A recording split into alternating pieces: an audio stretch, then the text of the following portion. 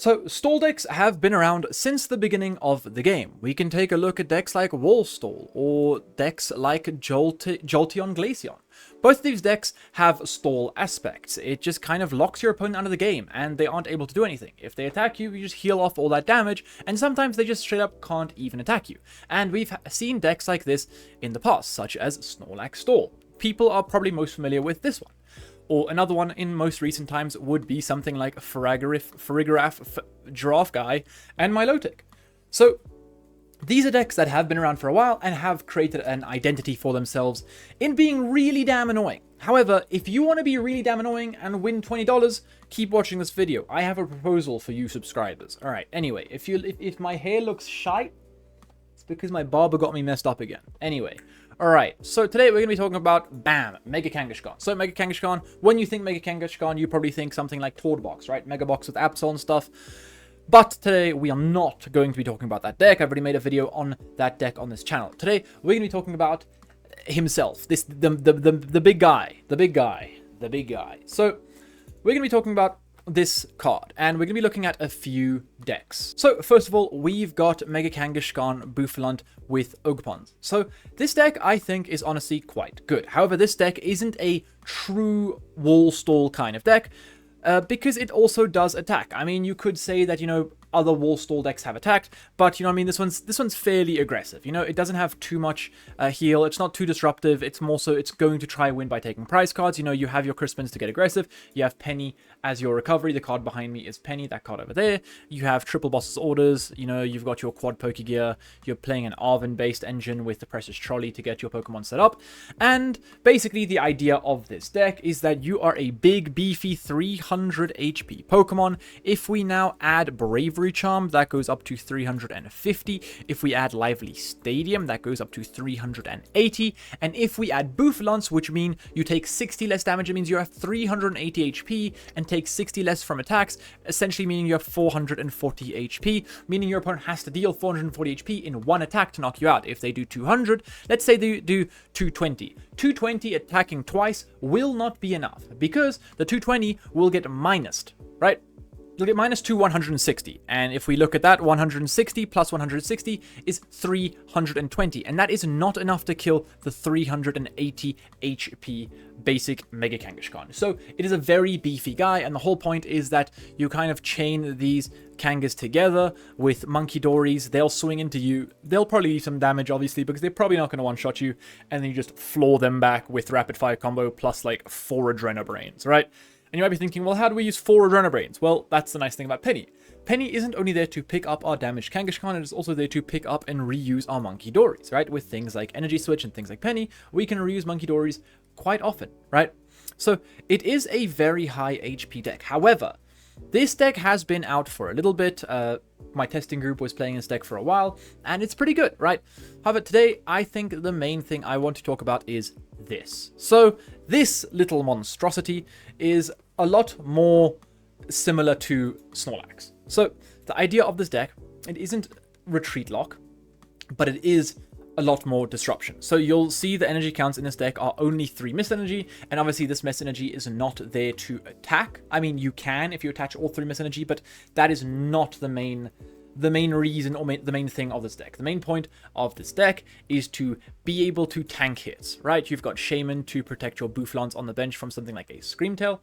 And basically, that is the idea of the deck. It just forces your opponent to attack these Kangaskhan's. And you might be thinking, well, that's honestly not going to be that difficult for your opponent to just, you know, deal with Kangaskhan's. Because, I mean, you're not playing Hero's Cape as your A-spec, right? You're not... And yes, you're correct. However, we are playing some very disruptive cards. And not only disruptive cards, we're playing a lot of healing cards. Like I said earlier, the whole thing with the Mega Kangaskhan, the other attacking one, was that you could heal with your Monkey Dories, right? This deck doesn't play Monkey Dories. So it lets you get a lot more space, right, for the other cards, other disruption cards, because if you think about it, Monkey Dory essentially takes up 2 slots, because for each Monkey Dory, you basically need a Dark Energy. So if we're playing 3 Monkey Dories, we need at least 3 Dark Energy, so that means we're taking up 6 slots. However, those slots are now being used for cards like 4 Crushing Hammers, 3 Handheld Fans, right, Accompanying Flute, Enhanced Hammer. Our A-spec is Scoop Up Cyclone.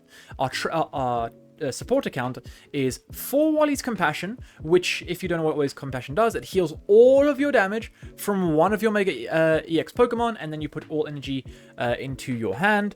And obviously, since we're only playing 3 Miss Energy, we'll usually only have 1 energy attached to a Pokemon at a time to just protect it from stuff like a Frenzied Gouging, like an Absol Knockout, or even like a Phantom Dive.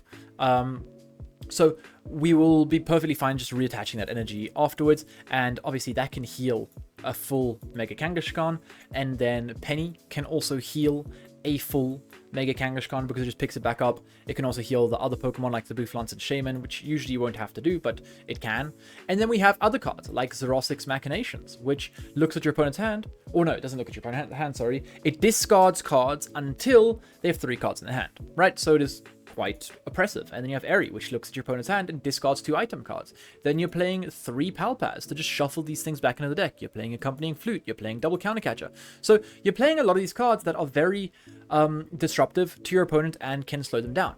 And obviously, your opponent will have to attack, and they're going to have to attack a lot. However, if you think about it, in a game of like infinite things, they're probably going to win, right? You're probably going to run out of resources, you're going to run out of pal pads, you don't have things like Silene that can infinitely cycle back cards anymore, so you're going to probably lose that fight. However, that is where Handheld Fan comes in. So Handheld Fan is a pretty cool little card. It is a tool card, means it can be grabbed off of your Arvens, and if the Pokemon this card is attached to is in an active spot and is damaged by an attack, move an energy from the attack Pokemon to one of your opponent's benched Pokemon. So let's say, for example, you are playing against Dragapult.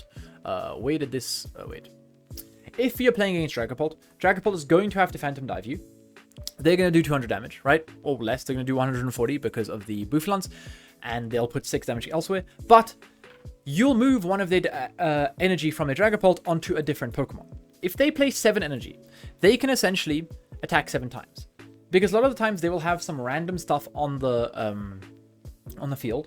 And not only that, if you trap all of their energy onto a single Pokemon and gust up something like a Dracloak, they literally cannot move that Dracloak out of active position. Latias does not work for evolution Pokemon. And energy is no more, right? All of the energy is gone. Obviously, this can be a little bit of a problem if they use something like a jamming tower when they attack. That is why we play 2 Lively Stadium, and it obviously helps us reach those higher numbers that we spoke about earlier. So you can play Hero's Cape. However, a lot of times, your checkmate kind of relies on Handheld Fan. Right, let's take a look at Goldengo, right? Goldengo, moving energy off of Goldengo is quite important. However, Goldengo is a pretty easy matchup because Goldengo just can't hit 440 damage, like, consistently, right? They can probably do it once, and then after that, if you just rip an area and discard 2 of their Superior Energy Retrieval, you probably just win the game, right? You probably just win the game. And it is not that easy for them to, like, even hit that number in the first place. Like, they need all of their energies. They need to draw through a lot of cards. And if you're constantly disrupting them with everything that you have to disrupt, it can be difficult for them to even hit that number in the first place. You have other cards such as Ruffian. Ruffian says discard a Pokemon tool card and a special energy from your opponent's Pokemon, right? So it is just very oppressive to decks like Dragapult. Crushing Hammer. Like, Dragapult is a very easy matchup. Gardevoir might be a difficult matchup, obviously, but the thing is, the same with the Handheld Fans. You can get energy trapped onto stuff like Mew EX, and you can just constantly heal up your Kangaskhan's, and then you can also just end up trapping stuff, right? If you keep Handheld Fanning, moving energy around, they're going to run out of energy eventually. And at that point, you can kind of just trap something in the active and just kind of just chill, right? You obviously have your Aries, you have your Xerosic's Machinations, so you can just also whittle down at their resources. You can play both of your Aries, you can Palpad them back, you can play 2 more, you can Palpad them back, you can play 2 more. And if they don't want to bench stuff, if they're going to be frugal with their bench slots, right? Let's say Dragapult, they only have a Dragapult inactive, so your Handheld Fan doesn't matter. Well, then you can use something like Accompanying Flute, which reveals the top 5 cards of your opponent's deck, and then puts any Pokemon you find there onto their bench, right? So it is quite strong because now you are essentially forcing your opponent to play the game. And if they're not going to play the game, you force them into it. It is very nice. Obviously, something that is kind of worrying would be the draw engine, right? That is something that Snorlax Stall kind of lacked, right? They needed to put down liabilities such as Rotom V if they wanted to actually draw through their deck, right? If they wanted to draw through the deck, then they kind of needed that. Otherwise, they weren't going to, like, see anything, because 90% of the time, they were using supporters that didn't grant them any draw power. So that's why Mega Kangaskhan is so strong, because in the active position, it just draws 2 cards. Every single turn, you're seeing 2 cards. Next turn, 2 more cards. So, my proposition to my subscribers is anyone that can win an online tournament with a deck like this, with Mega Kangaskhan as the whole point is you can't take prize cards as your main win con. Your main win con is out-resourcing players. If anyone can win an online tournament with a deck list similar to this, if not this deck list, then I will PayPal you $20. Alright, so that is my proposal to you guys. And also, I think this deck is pretty good. I think this honestly has revived the stall archetype. I think Snorlax is back in a sense. But yeah, if you guys enjoy this content, smash like, smash subscribe, and I'll see you guys next time. Peace.